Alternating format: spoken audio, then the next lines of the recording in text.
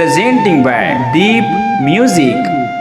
नमस्कार दोस्तों, नए नए छत्तीसगढ़ी गाने सुनने और देखने के लिए हमारे दीप म्यूजिक चैनल को अभी सब्सक्राइब करें और बेल आइकॉन के बटन को क्लिक करें।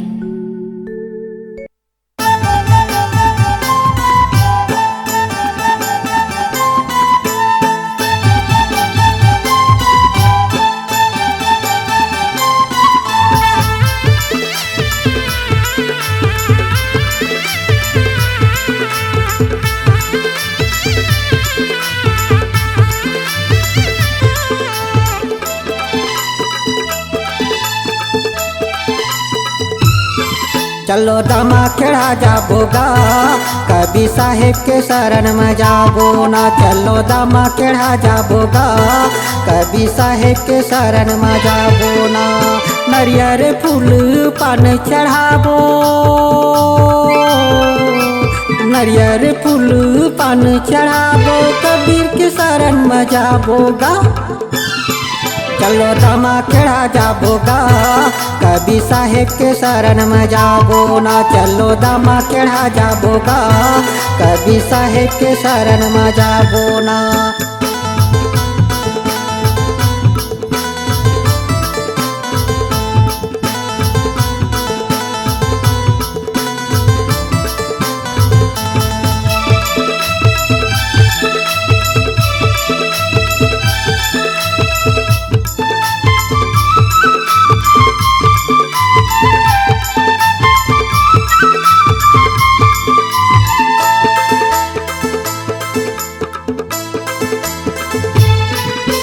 सत्य पुरुष है सत्य ज्ञानी, सत्य है एकर कहानी, सत्य है एकर अमृत बानी, सत्य है एकर कहानी, सत्य है एकर अमृत बानी, सत्य है एकर कहानी।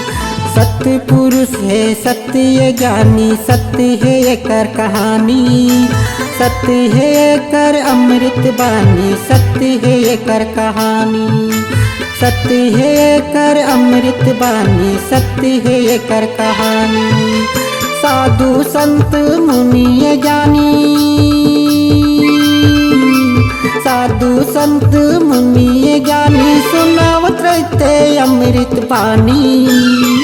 चलो दामा खेड़ा जाबोगा, कभी साहेब के शरण में जाबो ना। चलो दामा खेड़ा जाबोगा, कभी साहेब के शरण में जाबो ना।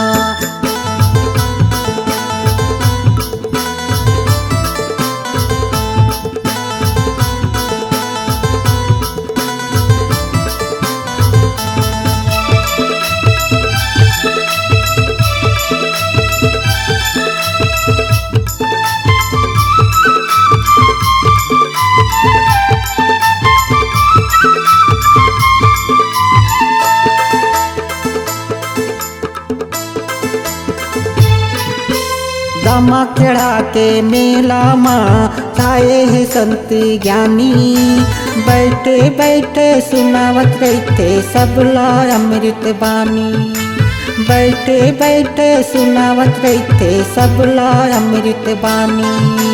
दामा खेड़ा के मेला माँ छाए है संत ज्ञानी, बैठे बैठे सुनावत रहते सबला अमृत बानी, बैठे बैठे सुनावत रहते सबला अमृत बानी। संत ये मुनि ये ज्ञानी, संत ये मुनि ज्ञानी, सबला सुनावत रहते कहानी। चलो दामा खेड़ा जाबोगा, कभी साहेब के शरण में जाबो ना। चलो दामा खेड़ा जाबोगा, कभी साहेब के शरण में जाबो ना।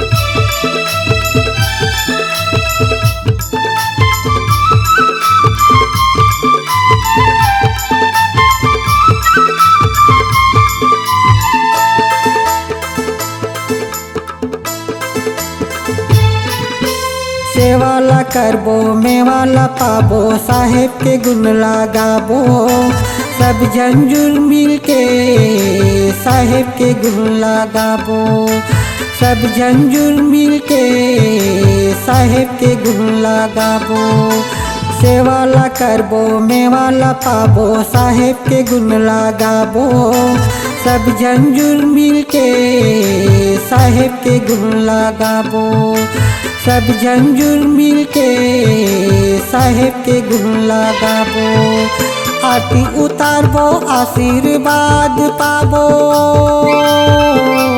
आरती उतारबो आशीर्वाद पाबो कबीर के शरण में जाबोगा चलो दमा केड़ा जाबोगा कबीर साहेब के शरण में जाबो ना चलो दमा केड़ा जाबोगा कबीर साहेब के शरण में जाबो ना नरियर फूल पान चढ़ाबो